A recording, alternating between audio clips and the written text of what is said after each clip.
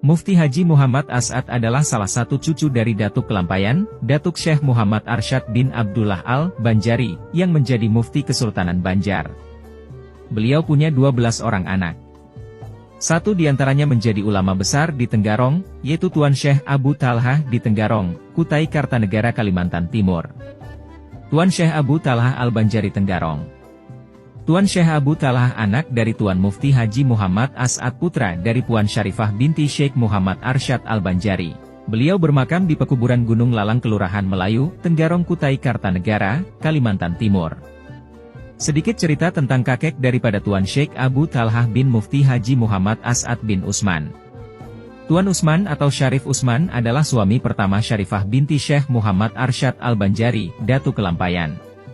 Berarti beliau adalah menantu pertama dari Datuk Syekh Muhammad Arsyad Al-Banjari karena berkahwin dengan Puan Syarifah, anak pertama dengan Puan Bajut. Belum ada data YG lengkap tentang siapakah sebenarnya Tuan Uslam atau Syarif Usman ini. Apakah keturunan orang biasa saja atau keturunan bangsawan atau zuriat Nabi Muhammad Shallallahu Alaihi Wasallam yang dikenal sebagai Syarif dan Said? Entahlah. Yang jelas dari hasil perkawinannya dengan Puan Syarifah memperoleh anak yang bernama Mufti Haji As'ad, yakni Mufti pertama dari Kesultanan Banjarmasin yang mewarisi ilmu kakeknya Datuk Kelampayan, terutama dalam ilmu tafsir, ilmu hadis, ilmu tauhid, ilmu fikih, ilmu tasawuf dan tahfiz Al-Quran. Syarif Usman tidak diketahui kemana perginya atau di mana rimbanya setelah terjadi atas pemasahan pasah perkawinannya dengan Puan Syarifah. Alkisah. Puan Syarifah binti Syekh Muhammad Arsyad Al-Banjari setelah dewasa dikahwinkan oleh keluarganya kerabat di Raja Banjar dengan seorang lelaki bernama Tuan Usman atau Syarif Usman atas nama Wali Hakim karena ayahandanya berada di tempat jauh dan pada waktu itu tak mungkin dihubungi atau dikontak sama sekali. Sementara ayahnya, Datuk Kelampayan sedang berada di Mekah juga menikahkannya dengan Tuan Syekh Abdul Wahab Bugis atas nama Wali Mujbir, boleh memaksa. Kedua pernikahan tersebut sah pada tempatnya masing-masing. Pernikahan yang di Martapura sah hukumnya dan pernikahan yang di Mekah pun sah juga hukumnya sesuai syarat dan rukunnya yang ditentukan.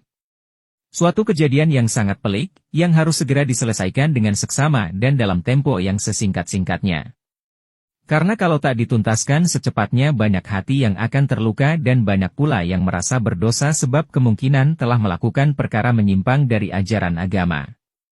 Di sini Datuk Kelampayan mendemonstrasikan keahliannya bukan hanya dalam bidang ilmu fikih tapi juga ilmu falak demi kepastian hukum, keadilan dan fair play sehingga hasilnya melegakan semua pihak dan sesuai dengan syariat Islam. Singkat kisah, seusai menghitung waktu pernikahan antara yang di Martapura dan yang di Mekah ternyata persis sama tahun, bulan, minggu, hari dan jamnya, hanya saja yang berbeda pada menitnya. Pernikahan di Mekah terlebih dahulu beberapa menit daripada pernikahan di Martapura. Dengan demikian pernikahan di Martapura tidak bisa dilanjutkan meskipun sudah mempunyai anak, batal demi hukum dan sekaligus mengukuhkan pernikahan yang di Mekah untuk diteruskan.